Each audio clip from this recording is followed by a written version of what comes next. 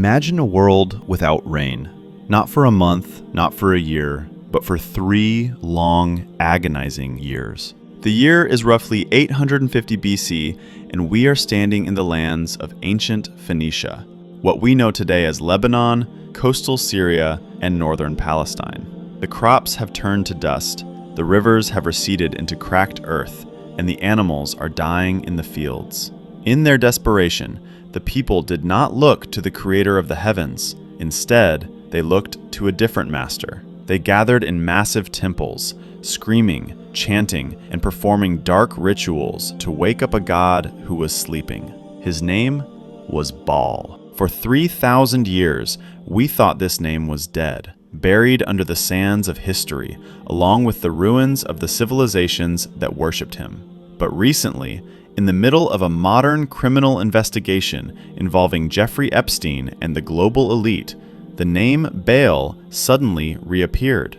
It wasn't found in a history book, but on a leaked bank memo from Epstein's own foundation. Is it just a glitch? A coincidence? Or is it possible that the oldest enemy of monotheism never actually left?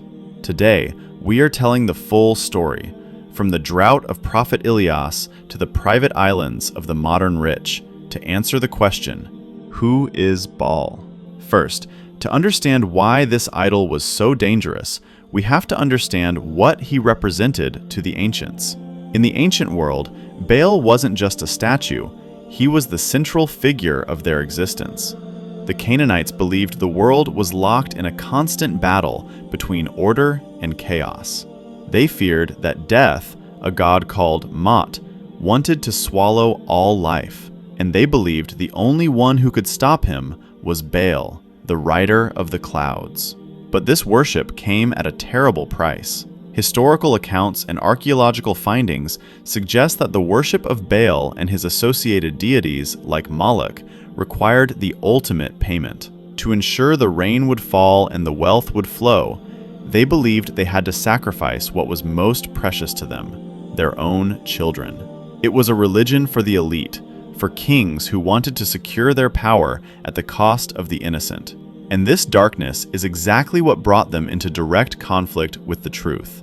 Into this world of darkness entered Prophet Ilyas, Elijah, peace be upon him. The Quran mentions him in Surah As-Safat, describing a lone man standing against an entire society that had lost its mind. The king of Israel had married Jezebel, and together they forced the nation to bow to this storm god. Prophet Ilyas challenged their reality. Do you call upon Baal and leave the best of creators? The irony was painful. The people were worshiping the god of rain, yet they were dying of thirst. The tafsir tells us of a dramatic showdown where the priests of Baal screamed to their god all day long, begging for a sign, but the sky remained silent. Then, Prophet Ilyas simply asked Allah, the Lord of the worlds. Immediately, the thunder rolled, and the rain poured down. You would think this would be enough to make them believe, but the scary thing about human nature is that when people love power, they will reject the truth even when they see it with their own eyes. Before we look at how his spirit survived, we have to look at what happened to his temple. In modern-day Lebanon, the ruins of Baalbek contain a mystery that still baffles engineers.